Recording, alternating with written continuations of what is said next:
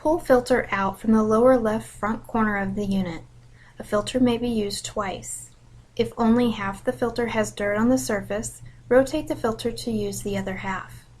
If both sides have been used, replace with a new standard 24 by 10 by 1 inch furnace filter. The condenser is located on the bottom right-hand side of the unit. Remove condenser panel by lifting up. Clean the condenser with a vacuum or soft brush. Be very careful not to bend the fins.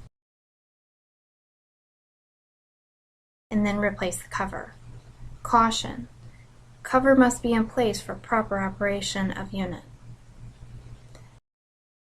Check the condensate drain tube for obstructions and clean as necessary.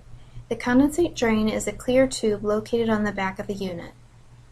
Inspect the door gasket for proper sealing with the door frame. Replace as necessary. Moving on to the